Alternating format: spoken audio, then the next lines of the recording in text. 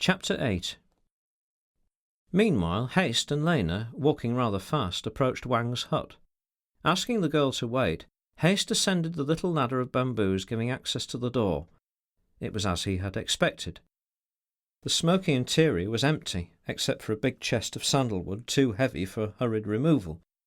Its lid was thrown up, but whatever it might have contained was no longer there. All Wang's possessions were gone. Without tarrying in the hut, Haste came back to the girl, who asked no questions, with her strange air of knowing or understanding everything. "Let us push on," he said. He went ahead, the rustle of her white skirt following him into the shades of the forest, along the path of their usual walk. Though the air lay heavy between straight denuded trunks, the sunlit patches moved on the ground, and raising her eyes, Lena saw far above her head the flutter of the leaves, the surface shudder of the mighty limbs extended horizontally in the perfect immobility of patience. Twice Haste looked over his shoulder at her. Behind the readiness of her answering smile there was a fund of devoted, concentrated passion, burning with the hope of a more perfect satisfaction.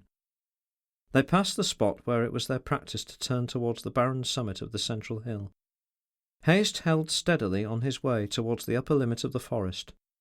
The moment they left its shelter, a breeze enveloped them, and a great cloud, racing over the sun, threw a peculiarly sombre tint over everything. Haste pointed up a precipitous, rugged path clinging to the side of the hill. It ended in a barricade of felled trees, a primitively conceived obstacle which must have cost much labour to erect at just that spot. "This," Haste explained in his urbane tone, "is a barrier against the march of civilization. The poor folk over there did not like it, as it appeared to them in the shape of my company. A great step forward, as some people used to call it with mistaken confidence. The advanced foot has been drawn back, but the barricade remains." They went on climbing slowly. The cloud had driven over, leaving an added brightness on the face of the world. "It's a very ridiculous thing," Haste went on, "but then it is the product of honest fear. Fear of the unknown, of the incomprehensible. It's pathetic, too, in a way, and I heartily wish, Lena, that we were on the other side of it." "Oh, stop, stop!" she cried, seizing his arm. The face of the barricade they were approaching had been piled up with a lot of fresh-cut branches. The leaves were still green. A gentle breeze, sweeping over the top, stirred them a little. But what had startled the girl was the discovery of several spear blades protruding from the mass of foliage. She had made them out suddenly. They did not gleam, but she saw them with extreme distinctness, very still, very vicious to look at. "You had better let me go forward alone, Lena," said Haste. She tugged persistently at his arm, but after a time, during which he never ceased to look smilingly into her terrified eyes, he ended by disengaging himself. "It's a sign rather than a demonstration," he argued persuasively. "Just wait here a moment. I promise not to approach near enough to be stabbed." As in a nightmare, she watched Haste go up the few yards of the path, as if he never meant to stop, and she heard his voice, like voices heard in dreams, shouting unknown words in an unearthly tone. Haste was only demanding to see Wang. He was not kept waiting very long. Recovering from the first flurry of her fright, Lena noticed a commotion in the green top dressing of the barricade. She exhaled a sigh of relief when the spear blades retreated out of sight, sliding inward. The horrible things! In a spot facing Haste, a pair of yellow hands parted the leaves, and a face filled the small opening, a face with very noticeable eyes. It was Wang's face, of course, with no suggestion of a body belonging to it, like those cardboard faces at which she remembered gazing as a child in the window of a certain dim shop kept by a mysterious little man in Kingsland Road. Only this face, instead of mere holes, had eyes which blinked. She could see the beating of the eyelids. The hands on each side of the face, keeping the brows apart, also did not look as though they belonged to any real body. One of them was holding a revolver, a weapon which she recognized merely by intuition, never having seen such an object before. She leaned her shoulders against the rock of the perpendicular hillside and kept her eyes on Haste, with comparative composure, since the spears were not menacing him any longer. Beyond the rigid and motionless back he presented to her, she saw Wang's unreal cardboard face moving its thin lips, and grimacing artificially. She was too far down the path to hear the dialogue, carried on in an ordinary voice. She waited patiently for its end. Her shoulders felt the warmth of the rock. Now and then a whiff of cooler air seemed to slip down upon her head from above. The ravine at her feet, choked full of vegetation, emitted the faint, drowsy hum of insect life. Everything was very quiet. She failed to notice the exact moment when Wang's head vanished from the foliage, taking the unreal hands away with it. To her horror, the spear blades came gliding slowly out. The very hair on her head stirred. But before she had time to cry out, Haste, who seemed rooted to the ground, turned round abruptly and began to move towards her. His great moustaches did not quite hide an ugly but irresolute smile, and when he had come down near enough to touch her, he burst into a harsh laugh. Ha, ha, ha! She looked at him, uncomprehending. He cut short his laugh and said curtly, "We had better go down as we came." She followed him into the forest. The advance of the afternoon had filled it with gloom. Far away, a slant of light between the trees closed the view. It was all dark beyond. Haste stopped. "No reason to hurry, Lena," he said in his ordinary, serenely polite tones. "We return unsuccessful. I suppose you know, or at least can guess, what was my object in coming up there?" "No, I can't guess, dear," she said, and smiled, noticing with emotion that his breast was heaving as if he had been out of breath. Nevertheless, he tried to command his speech, pausing only a little between the words. "No, I went up to find Wang. I went up—" He gasped again here, but this was for the last time. "I made you come with me because I didn't like to leave you unprotected in the proximity of those fellows." Suddenly he snatched his cork helmet off his head and dashed it on the ground. "No," he cried roughly, "all this is too unreal altogether. It isn't to be borne. I can't protect you. I haven't the power." He glared at her for a moment, then hastened after his hat, which had bounded away to some distance. He came back looking at her face, which was very white. "I ought to beg your pardon for these antics," he said, adjusting his hat. "A movement of childish petulance.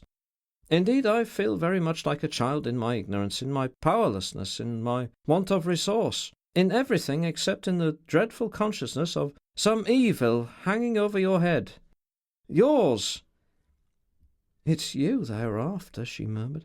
"No doubt, but unfortunately—" "Unfortunately what?" "Unfortunately, I have not succeeded with Wang," he said. "I failed to move his celestial heart, that is, if there is such a thing. He told me with horrible Chinese reasonableness that he could not let us pass the barrier, because we should be pursued. He doesn't like fights. He gave me to understand that he would shoot me with my own revolver without any sort of compunction, rather than risk a rude and distasteful contest with the strange barbarians for my sake. He has preached to the villagers. They respect him. He is the most remarkable man they have ever seen, and their kinsman by marriage. They understand his policy. And anyway, only women and children and a few old fellows are left in the village. This is the season when the men are away in trading vessels. But it would have been all the same. None of them has a taste for fighting.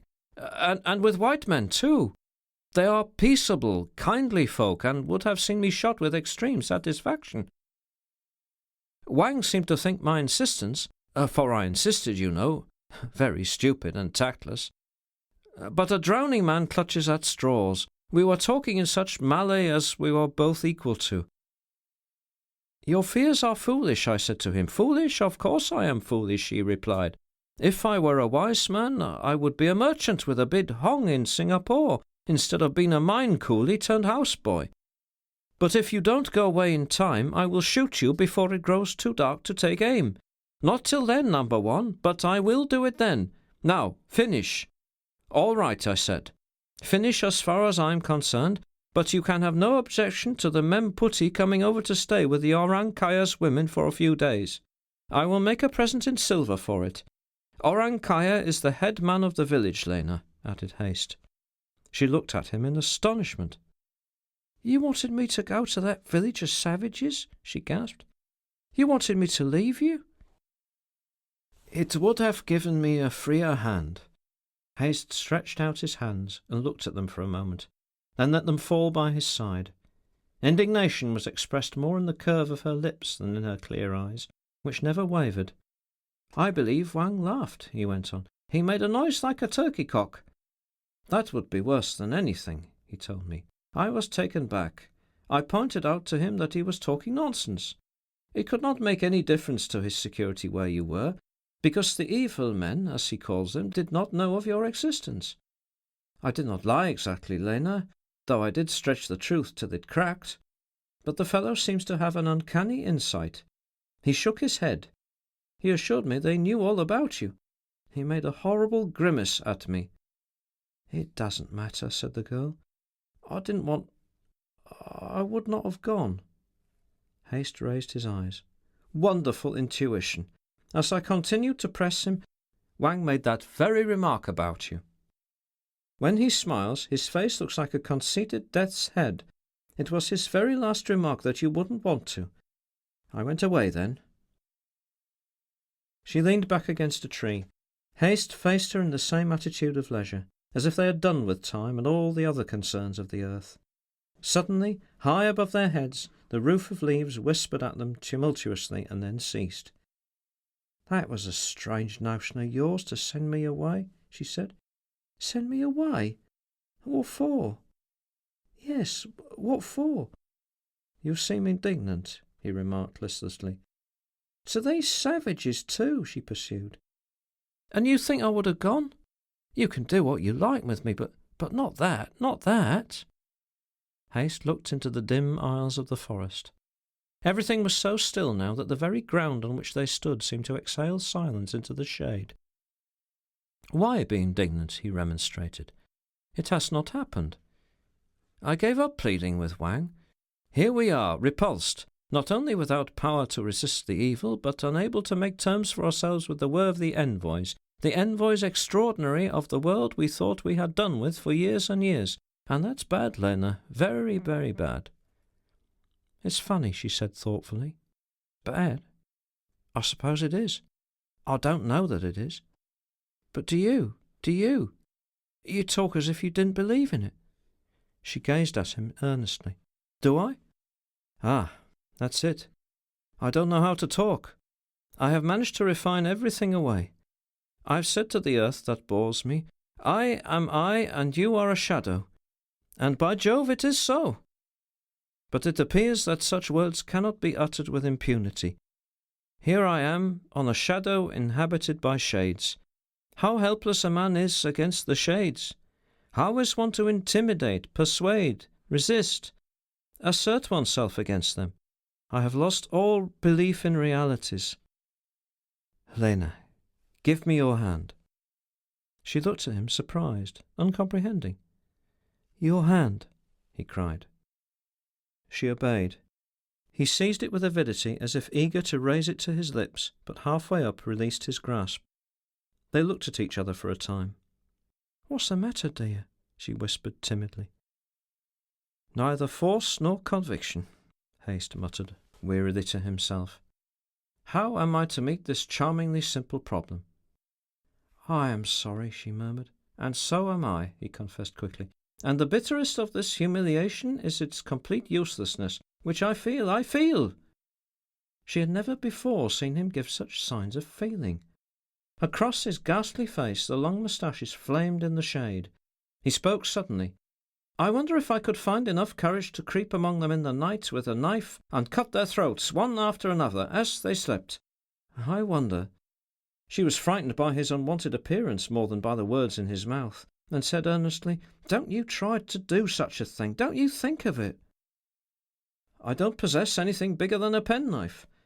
As to thinking of it, Lena, there's no saying what one may think of. I don't think. Something in me thinks, something foreign to my nature. What is the matter?" He noticed her parted lips and the peculiar stare in her eyes, which had wandered from his face. "There's somebody after us. I saw something white moving," she cried. Haste did not turn his head. He only glanced at her outstretched arm. "No doubt we are followed, we are watched." "I don't see anything now," she said. "And it does not matter," Haste went on in his ordinary voice. "Here we are in the forest, I have neither strength nor persuasion. Indeed, it's extremely difficult to be eloquent before a Chinaman's head stuck at one out of a lot of brushwood. But can we wander among these big trees indefinitely? Is this a refuge? No. What else is left to us? I did think for a moment of the mine, but even there we could not remain very long. And then that gallery is not safe. The props were too weak to begin with. Ants have been at work there, ants after the men. A death trap at best. One can die at once, but there are many manners of death. The girl glanced about fearfully in search of the watcher or follower whom she had glimpsed once among the trees. But if he existed, he had concealed himself. Nothing met her eyes but the deepening shadows of the short vistas between the living columns of the still roof of leaves. She looked at the man beside her expectantly, tenderly, with suppressed affright and a sort of awed wonder. I have also thought of these people's boat, Haste went on. We could get into that, and... only they have taken everything out of her. I have seen her oars and mast in a corner of their room. To shove off in an empty boat would be nothing but a desperate expedient, supposing even she would drift out a good distance between the islands before the morning. It would only be a complicated manner of committing suicide, to be found dead in a boat, dead from sun and thirst. A sea mystery. I wonder who would find us. Davidson, perhaps. But Davidson passed westward 10 days ago. I watched him steaming past one early morning from the jetty. You never tell me, she said. He must have been looking at me through his big binoculars. Perhaps if I had raised my arm. But what did we want with Davidson then, you and I? He won't be back this way for 3 weeks or more, Lena. I wish I had raised my arm that morning. What would have been the good of it? She sighed out. What good? No good, of course. We had no forebodings. This seemed to be an inexpugnable refuge, where we could live untroubled and learn to know each other. It's perhaps in trouble that people get to know each other, she suggested. Perhaps, he said indifferently. At any rate, we would not have gone away from here with him, though I believe he would have come in eagerly enough and ready for any service he could render. It's that fat man's nature, a delightful fellow. You would not come on the wharf that time when I sent the shawl back to Mrs. Schomburg through him. He has never seen you. I didn't know that you wanted anybody ever to see me, she said. He had folded his arms on his breast and hung his head. And I did not know that you cared to be seen as yet. A misunderstanding, evidently. An honourable misunderstanding. But it does not matter now. He raised his head after a silence. How gloomy this forest has grown. Yet surely the sun cannot have set already. She looked round, and as if her eyes had just been opened, she perceived the shades of the forest surrounding her, not so much with gloom, but with a sullen, dumb, menacing hostility. Her heart sank in the engulfing stillness. At that moment she felt the nearness of death breathing on her and on the man with her. If there had been a sudden stir of leaves, the crack of a dry branch, the faintest rustle, she would have screamed aloud. But she shook off the unworthy weakness. Such as she was, a fiddle-scraping girl picked up on the very threshold of infamy, she would try to rise above herself, triumphant and humble. And then happiness would burst on her like a torrent, flinging at her feet the man whom she loved. Haste stirred slightly. We had better be getting back, Lena, since we can't stay all night in the woods, or anywhere else for that matter. We are the slaves of this infernal surprise which has been sprung on us by, shall I say fate, your fate or mine? It was the man who had broken the silence, but it was the woman who led the way. At the very edge of the forest she stopped, concealed by a tree. He joined her cautiously. What is it? What do you see, Lena? He whispered. She said that it was only a thought that had come into her head. She hesitated for a moment, giving him over her shoulder a shining gleam in her grey eyes. She wanted to know whether this trouble, this danger, this evil, whatever it was, finding them out in their retreat, was not a sort of punishment. She wanted to know whether this trouble, this danger, this evil, whatever it was, finding them out in their retreat was not a sort of punishment. Punishment, repeated Haste. He could not understand what she meant. When she explained, he was still more surprised. A sort of retribution from an angry heaven? He said in wonder. On us? What on earth for? He saw her pale face darken in the dusk. She had blushed. Her whispering flowed very fast. It was the way they lived together. That wasn't right, was it? It was a guilty life, for she had not been forced into it, driven, scared into it. No, she had come to him of her own free will, with her own soul yearning unlawfully. He was so profoundly touched that he could not speak for a moment. To conceal his trouble, he assumed his best Heystian manner. What? Are our visitors then messengers of morality, avengers of righteousness, agents of providence? That's certainly an original view. How flattered they would be if they could hear you. Now you're making fun of me, she said, in a subdued voice which broke suddenly. Are you conscious of sin? Hayst asked gravely. She made no answer. For I am not, he added. Before heaven I am not. You are different. Woman is the tempter. You took me up from pity. I threw myself at you. Oh, you exaggerate. It was not so bad as that, he said playfully, keeping his voice steady with an effort. He considered himself a dead man already, yet forced to pretend that he was alive for her sake, for her defence. He regretted that he had no heaven to which he could recommend this fair, palpitating handful of ashes and dust, warm, living and sentient his own, and exposed helplessly to insult, outrage, denigration, and infinite misery of the body. She had averted her face from him and was still. He suddenly seized her passive hand. You will have it so, he said. Yes? Well, let us then hope for mercy together. She shook her head without looking at him, like an abashed child. Remember, he went on, incorrigible with his delicate raillery, that hope is a Christian virtue, and surely you can't want all the mercy for yourself. Before their eyes the bungalow across the cleared ground stood bathed in a sinister light. An unexpected chill gust of wind made a noise in the tree-tops. She snatched her hand away and stepped out into the open, but before she had advanced more than 3 yards, she stood still and pointed to the west. Oh, look there! She exclaimed. Beyond the headland of Diamond Bay, lying black on a purple sea, great masses of cloud stood piled up and bathed in a mist of blood. A crimson crack like an open wound zigzagged between them, with a piece of dark red sun showing at the bottom. Hayst cast an indifferent glance at the ill-omened chaos of the sky. Thunderstorm making up. We shall hear it all night, but it won't visit us, probably. The clouds generally gather round the volcano. She was not listening to him. Her eyes reflected the sombre and violent hues of the sunset. That does not look much like a sign of mercy, she said slowly, as if to herself, and hurried on, followed by Hayst. Suddenly she stopped. I don't care. I will do more yet. And some day you'll forgive me. You'll have to forgive me. Chapter 9.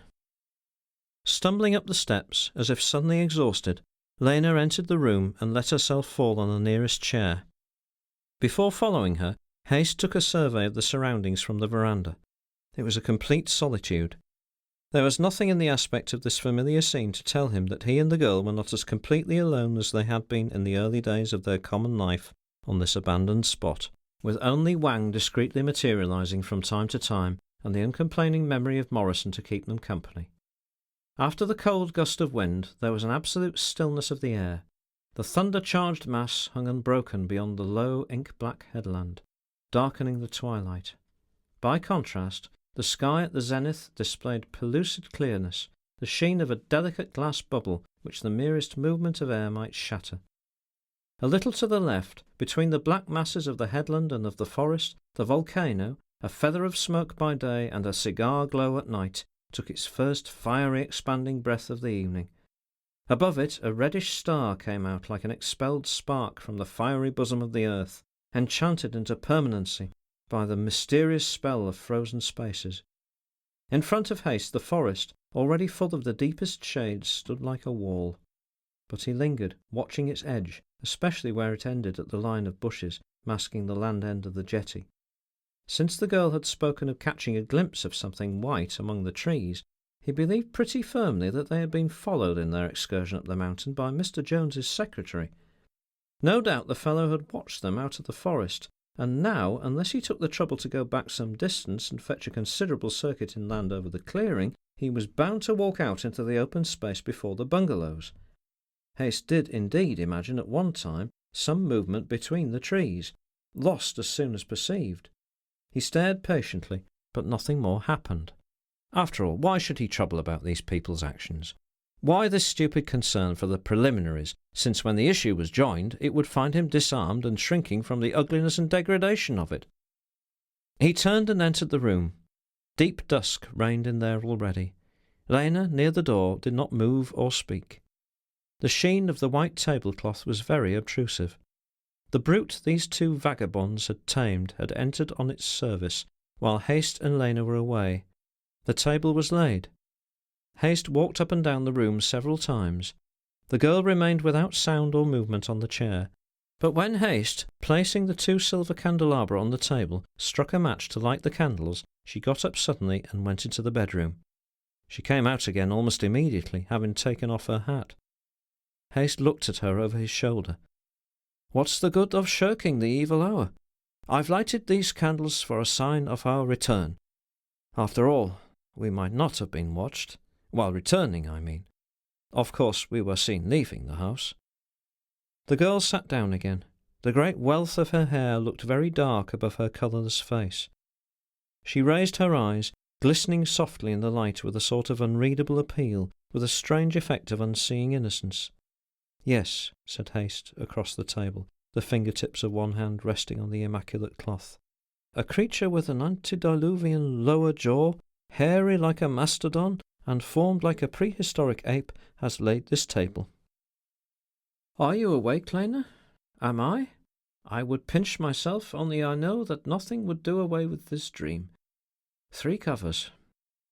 You know it is the shorter of the 2 who's coming, the gentleman who, in the play of his shoulders as he walks, and in his facial structure, recalls a jaguar.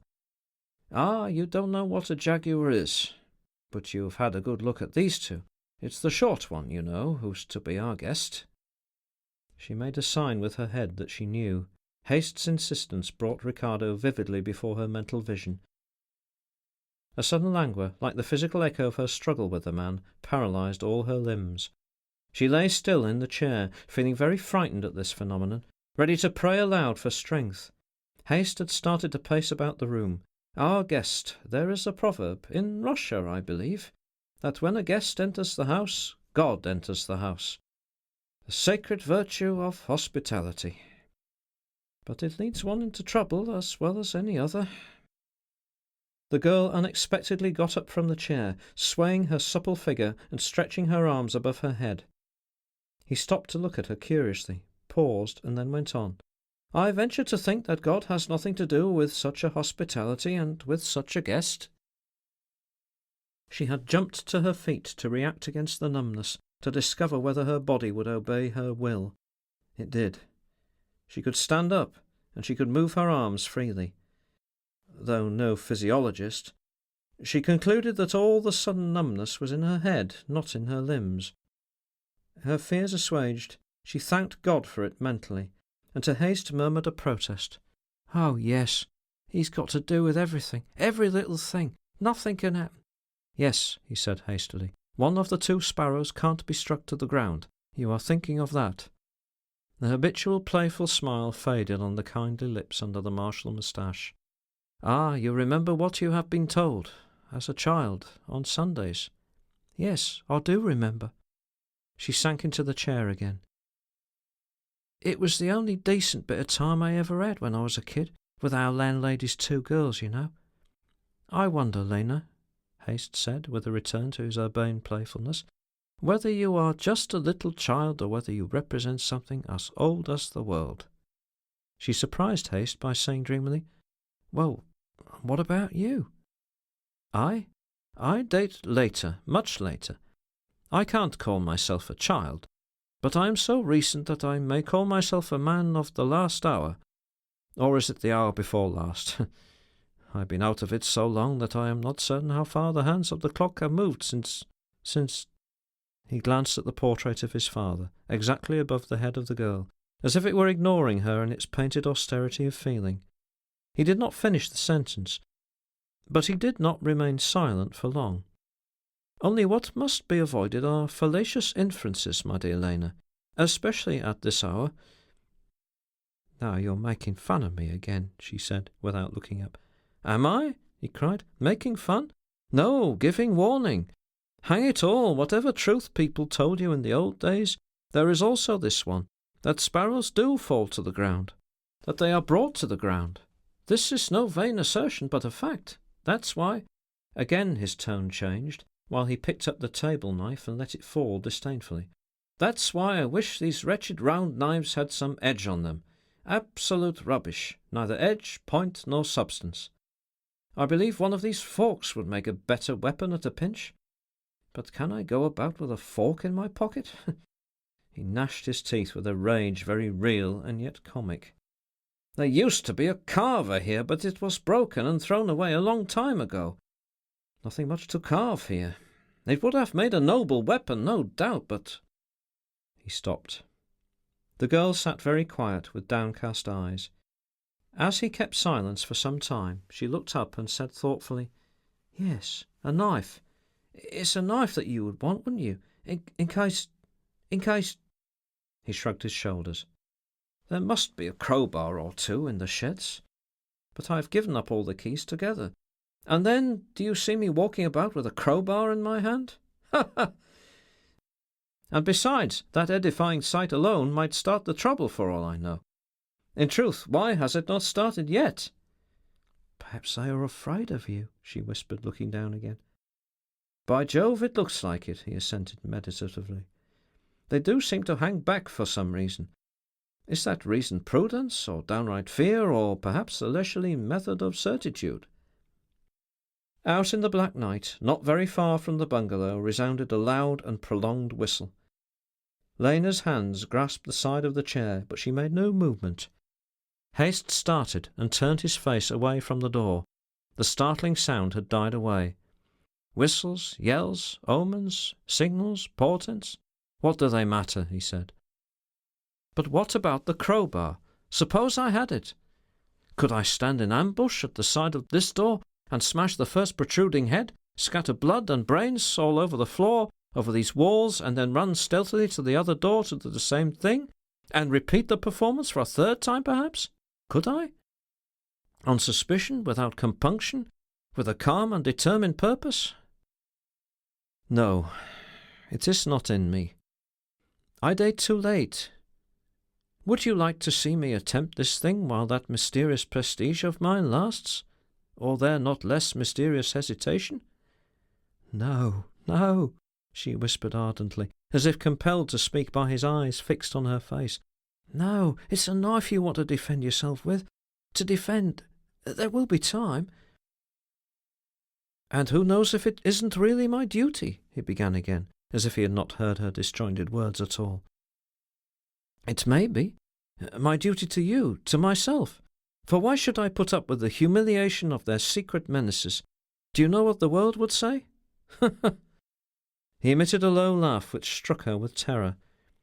She would have got up, but he stooped so low over her that she could not move without first pushing him away. It would say, Lena, that I, the Swede, after luring my friend and partner to his death from mere greed of money, have murdered these two unoffending shipwrecked strangers from sheer funk. That would be the story whispered, perhaps shouted. Certainly spread out and believed, my dear Lena. Who would believe such awful things? Perhaps you wouldn't, not at first, at any rate. But the power of calumny grows with time. It's insidious and penetrating. It can even destroy one's faith in oneself, dry rot the soul. All at once her eyes leaped to the door and remained fixed, stony, a little enlarged. Turning his head, Haste beheld the figure of Ricardo framed in the doorway. For a moment none of the three moved. Then, looking from the newcomer to the girl in the chair, Haste formulated a sardonic introduction. Mr. Ricardo, my dear. Her head drooped a little. Ricardo's hand went up to his moustache. His voice exploded in the room. "At your service, ma'am." He stepped in, taking his hat off with a flourish, and dropping it carelessly on the chair near the door. "At your service," he repeated, in quite another tone. "I was made aware there was a lady about, by that Pedro of ours. Only I didn't know I should have the privilege of seeing you tonight, ma." Lena and Haste looked at him covertly, but he, with a vague gaze avoiding them both, looked at nothing, seeming to pursue some point in space. "Had a pleasant walk?" he asked suddenly. "Yes, and you?" returned Haste, who had managed to catch his glance. "I ain't been a yard away from the governor this afternoon till I started for here." The genuineness of the accent surprised Haste, without convincing him of the truth of the words. "Why do you ask?" pursued Ricardo, with every inflection of perfect candour. "You might have wished to explore the island a little," said Haste, studying the man, who, to render him justice, did not try to free his captured gaze. "I may remind you that it wouldn't be a perfectly safe proceeding." Ricardo presented a picture of innocence. "Oh, yes. Meaning that chink has run away from you." "He ain't much." "He has a revolver," observed Haste meaningly. "Well, and you have a revolver too," Mr. Ricardo argued unexpectedly. "I don't worry myself about that." "That's different. I'm not afraid of you," Haste made answer after a short pause. "Of me?" "Of all of you." "You have a queer way of putting things," began Ricardo. At that moment the door on the compound side of the house came open with some noise, and Pedro entered, pressing the edge of a loaded tray to his breast. His big hairy head rolled a little. His feet fell in front of each other with a short, hard thump on the floor. The arrival changed the current of Ricardo's thought, perhaps, but certainly of his speech.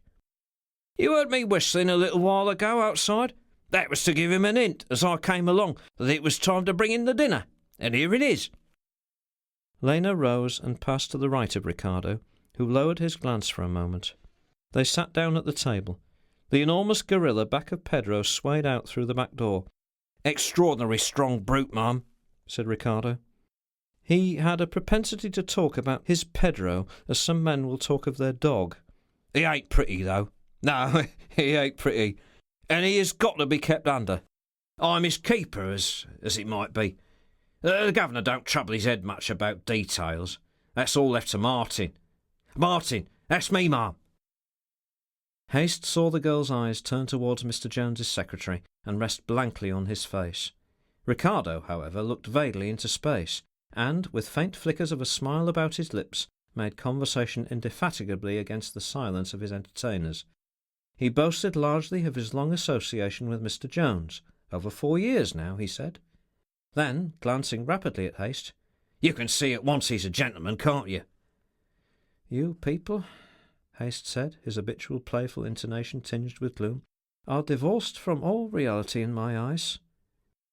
Ricardo received this speech as if he had been expecting to hear those very words, or else did not mind at all what Haste may say. He muttered an absent-minded "Aye, aye," played with a bit of biscuit, sighed, and said, with a peculiar stare which did not seem to carry any distance, but to stop short at a point in the air very near his face, "Anybody can see at once you're one. You and the governor ought to understand each other. He expects to see you tonight. The governor isn't well, and we've got to think of getting away from here." While saying these words, he turned himself full towards Lena, but without any marked expression. Leaning back with folded arms, the girl stared before her as if she had been alone in the room. But under that aspect of almost vacant unconcern, the perils and emotion that had entered into her life warmed her heart, exalted her mind, with a sense of an inconceivable intensity of existence. "Really thinking of going away from here?" Haste murmured. "The best of friends must part," Ricardo pronounced slowly. "And as long as they part friends, there's no harm done. We two are used to being on the move. You, I understand, prefer to stick in one place." It was obvious that all this was being said merely for the sake of talking, and that Ricardo's mind was concentrated on some purpose unconnected with the words that were coming out of his mouth. "I should like to know," Haste asked with incisive politeness, "how you have come to understand this or anything else about me. As far as I can remember, I've made you no confidences. Ricardo, gazing comfortably into space out of the back of his chair, for some time all three had given up any pretence of eating, answered abstractedly, "Any fellow might have guessed it." He sat up suddenly and uncovered all his teeth in a grin of extraordinary ferocity, which was belied by the persistent amiability of his tone. "The governor will be the man to tell you something about that. I wish you could say you would see my governor. He's the one who does all our talking. Let me take you to him this evening. He ain't at all well, and he can't make up his mind to go away without having a talk with you." Haste, looking up, met Lena's eyes. Their expression of candour seemed to hide some struggling intention. Her head, he fancied, had made an imperceptible affirmative movement. Why? What reason could she have? Was it the prompting of some obscure instinct, or was it simply a delusion of his own senses?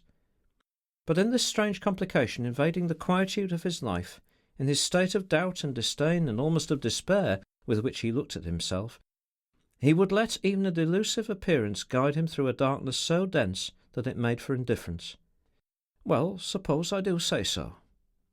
Ricardo did not conceal his satisfaction, which for a moment interested Haste. "It can't be my life they are after," he said to himself. "What good could it be to them?" He looked across the table at the girl. What did it matter whether she had nodded or not? As always, when looking into her unconscious eyes, he tasted something like the dregs of tender pity. He had decided to go. Her nod, imaginary or not imaginary, advice or illusion, had tipped the scale. He reflected that Ricardo's invitation could scarcely be anything in the nature of a trap. It would have been too absurd. Why carry subtly into a trap someone already bound hand and foot, as it were? All this time he had been looking fixedly at the girl he called Lena. In the submissive quietness of her being, which had been her attitude ever since they had begun their life on the island, she remained as secret as ever. Haste got up abruptly, with a smile of such enigmatic and despairing character that Mr. Secretary Ricardo, whose abstract gaze had an all-round efficiency, made a slight crouching start, as if to dive under the table for his leg-knife, a start that was repressed as soon as begun. He had expected Haste to spring on him, or draw a revolver, because he created for himself a vision of him in his own image. Instead of doing either of these obvious things, Haste walked across the room, opened the door, and put his head through it to look out into the compound. As soon as his back was turned, Ricardo's hand sought the girl's arm under the table. He was not looking at her, but she felt the groping, nervous touch of his search, felt suddenly the grip of his fingers above her wrist. He leaned forward a little. Still he dared not look at her. His hard stare remained fastened on Haste's back. In an extremely low hiss, his fixed idea of argument found expression scathingly. "See, he's no good. He's not the man for you." He glanced at her at last. Her lips moved a little, and he was awed by that movement without a sound. Next instant the hard grasp of his fingers vanished from her arm. Haste had shut the door. On his way back to the table, he crossed the path of the girl they had called Alma. She didn't know why. Also Magdalene, whose mind had remained so long in doubt as to the reason of her own existence. She no longer wondered at that bitter riddle, since her heart found its solution in a blinding, hot glow of passionate purpose. Chapter 10. She passed by Haste as if she had indeed been blinded by some secret, lurid and consuming glare into which she was about to enter. The curtain of the bedroom door fell behind her into rigid folds. Ricardo's vacant gaze seemed to be watching the dancing flight of a fly in mid-air. "Extra dark outside, ain't it?" he muttered. "Not so dark but that I could see that man of yours prowling about there," said Haste, in measured tones. "What, Pedro? He's scarcely a man you know, or else I won't be so fond of him as I am." "Very well, let's call him your worthy associate." "Aye, worthy enough for what we want of him. A great stand-by is Peter in a scrimmage. A growl and a bite. Oh, my. And you don't want him about?" "I don't." "You want him out the way?" insisted Ricardo, with an affectation of incredulity, which Haste accepted calmly, though the air in the room seemed to grow more oppressive with every word spoken. That's it. I do want him out of the way. He forced himself to speak equably. Law! That's no great matter. Pedro's not much use here. The business my governor's after can be settled by 10 minutes' rational talk with another gentleman. A quiet talk. He looked up suddenly with hard, phosphorescent eyes. Haste didn't move a muscle. Ricardo congratulated himself on having left his revolver behind. He was so exasperated that he didn't know what he might have done. He said at last, You want poor, harmless Peter out the way before you let me take you to see the governor? Is that it? Yes, that is it. One can see, Ricardo said with hidden venom, that you are a gentleman. But all that gentleman fancifulness is apt to turn sour on a plain man's stomach. However, you will have to pardon me. He put his fingers into his mouth and let out a whistle which seemed to drive a thin, sharp shaft of air solidly against one's nearest eardrum. Though he greatly enjoyed Haste's involuntary grimace, he sat perfectly stolid, waiting for the effect of the call. It brought Pedro in with an extraordinary, uncouth, primeval impetuosity. The door flew open with a clatter, and the wild figure it disclosed seemed anxious to devastate the room in leaps and bounds. But Ricardo raised his open palm, and the creature came in quietly. His enormous half-closed paws swung to and fro a little in front of his bowed trunk as he walked. Ricardo looked on truculently. You go to the boat. Understand? Go now. The little red eyes of the tame monster blinked with painful attention in the mass of hair. Well, why don't you get? Forgot human speech, eh? Don't you know any longer what a boat is? See, boat, the creature stammered out doubtfully. Well, go there. The boat at the jetty. March off to it and sit there, lie down there, do anything but go to sleep there till you hear my call, and then fly here. Them's your orders. March! Get, vamos! No, not that way. Out through the front door. And no sulks! Pedro obeyed with uncouth alacrity. When he had gone, the gleam of pitiless savagery went out of Ricardo's yellow eyes, and his physiognomy took on, for the first time that evening, the expression of a domestic cat which is being noticed. You can watch him right into the bushes if you like. Too dark, eh? Why not go with him to the very spot, then? Haste made a gesture of vague protest. There's nothing to assure me that he will stay there. I have no doubt of his going, but it's an act without guarantee. There you are, Ricardo shrugged his shoulders philosophically. Can't be helped. Short of shooting our Pedro, nobody can make absolutely sure of his staying in the same place longer than he has a mind to. But I tell you, he lives in holy terror, my temper. That's why I put on my sudden death air when I talk to him. And yet I wouldn't shoot him. Not I, unless in such a fit of rage as would make a man shoot his favourite dog. Look here, sir. This deal is on the square. I didn't tip him a wink to do anything else. He won't budge from the jetty. Are you coming along now, sir? A short silence ensued. Ricardo's jaws were working ominously under his skin. His eyes glided voluptuously here and there, cruel and dreamy. Haste checked a sudden movement, reflected for a while, and then said, You must wait a little. Wait a little, wait a little. What does he think a fellow is? A graven image? Grumbled Ricardo, half audibly. Haste went into the bedroom and shut the door after him with a bang. Coming from the light, he could not see a thing in there at first, yet he received the impression of the girl getting up from the floor. On the less opaque darkness of the shutter-hole, her head detached itself suddenly, very faint, a mere hint of a round, dark shape without a face. I am going, Lena. I am going to confront those scoundrels. He was surprised to feel two arms falling on his shoulders. I thought that you... he began. Yes, yes, the girl whispered hastily. She neither clung to him, nor yet did she try to draw him to her. Her hands grasped his shoulders, and she seemed to him to be staring into his face in the dark. And now he could see something of her face, too, an oval without features, and faintly distinguish her person in the blackness, a form without definite lines. "You have a black dress here, haven't you, Lena?" he asked, speaking rapidly, and so low that she could just hear him. "Yes, an old thing." "Very good. Put it on at once." "But why?" "Not for morning." There was something peremptory in the slightly ironic murmur. Can you find it and get into it in the dark?" She could. She would try. He waited, very still. He could imagine her movements over there at the far end of the room, but his eyes, accustomed now to the darkness, had lost her completely. When she spoke, her voice surprised him by its nearness. She had done what he had told her to do, and had approached him, invisible. "Good. Where's that piece of purple veil I've seen lying about?" he asked. There was no answer, only a slight rustle. "Where is it?" he repeated impatiently. Her unexpected breath was on his cheek. "In my hands." "Capital. Listen, Lena.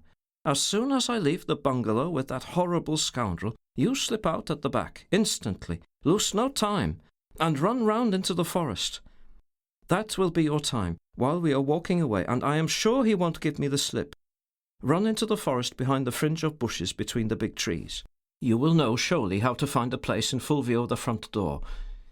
I fear for you, but in this black dress, and most of your face muffled up in that dark veil, I defy anybody to find you there before daylight. Wait in the forest till the table is pushed into full view of the doorway, and you see 3 candles out of 4 blown out, and 1 relighted. Or, should the lights be put out here while you watch them, wait till 3 candles are lighted and then 2 put out. At either of these signals, run back as hard as you can, for it will mean that I am waiting for you here."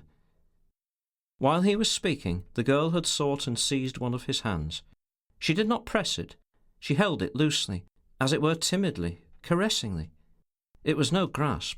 It was a mere contact, as if only to make sure that he was there, that he was real and no mere darker shadow in the obscurity. The warmth of her hand gave Haste a strange, intimate sensation of all her person. He had to fight down a new sort of emotion, which almost unmanned him. He went on, whispering sternly, "But if you see no such signals, don't let anything, fear, curiosity, despair, or hope, entice you back to this house. And with the first sign of dawn, steal away along the edge of the clearing till you strike the path. Wait no longer, because I shall probably be dead." The murmur of the word "never" floated into his ear, as if it formed itself in the air. "You know the path," he continued. "Make your way to the barricade. Go to Wang. Yes, to Wang. Let nothing stop you." It seemed to him that the girl's hand trembled a little. "The worst he can do to you is shoot you, but he won't. I really think he won't, if I am not there. Stay with the villagers, with the wild people, and fear nothing. They will be more awed by you than you can be frightened of them.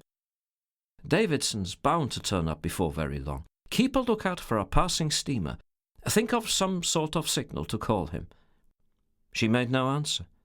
The sense of the heavy, brooding silence in the outside world seemed to enter and fill the room, the oppressive infinity of it, without breath, without light. It was as if the heart of hearts had ceased to beat, and the end of all things had come. "Have you understood?" "You are to run out of the house at once," Haste whispered urgently. She lifted her hand to her lips and let it go. He was startled. "Lena!" he cried out under his breath. She was gone from his side. He dare not trust himself. No, not even to the extent of a tender word. Turning to go out, he heard a thud somewhere in the house. To open the door, he had first to lift the curtain. He did so with his face over his shoulder. The merest trickle of light, coming through the keyhole and 1 or 2 cracks, was enough for his eyes to see her plainly, all black, down on her knees, with her head and arms flung on the foot of the bed, all black in the desolation of a mourning sinner. What was this? A suspicion that there were everywhere more things than he could understand crossed Haste's mind. Her arm, detached from the bed, motioned him away. He obeyed and went out, full of disquiet. The curtain behind him had not ceased to tremble when she was on her feet, close against it, listening for sounds, for words, in a stooping, tragic attitude of stealthy attention, one hand clutching at her breast as if to compress, to make less loud the beating of her heart. Haste had caught Mr. Jones's secretary in the contemplation of his closed writing desk. Ricardo might have been meditating how to break into it, but when he turned about suddenly, he showed so distorted a face that it made Haste pause in wonder at the upturned whites of the eyes, which were blinking horribly, as if the man were inwardly convulsed. "I thought you were never coming," Ricardo mumbled. "I didn't know you were pressed for time. Even if your going away depends on this conversation, as you say, I doubt if you are the men to put to sea on such a night as this," said Haste, motioning Ricardo to precede him out of the house. With feline undulations of hip and shoulder, the secretary left the room at once. There was something cruel in the absolute dumbness of the night. The great cloud covering half the sky hung right against one, like an enormous curtain hiding menacing preparations of violence. As the feet of the two men touched the ground, a rumble came from behind it, preceded by a swift, mysterious gleam of light on the waters of the bay. "Ha!" said Ricardo. "It begins." "It may be nothing in the end," observed Haste, stepping forward steadily. "No, let it come," Ricardo said viciously. "I'm in the humour for it." By the time the two men had reached the other bungalow, the far-off modulated rumble growled incessantly, while pale lightning in waves of cold fire flooded and ran off the island in rapid succession. Ricardo, unexpectedly, dashed ahead up the steps and put his head through the doorway. "Here he is, Governor. Keep him with you as long as you can, till you hear me whistle. I'm on the track." He flung these words into the room with inconceivable speed and stood aside to let the visitor pass through the doorway. But he had to wait an appreciable moment, because Haste, seeing his purpose, had scornfully slowed his pace. When Haste entered the room, it was with a smile, the Haste smile, lurking under his martial moustache.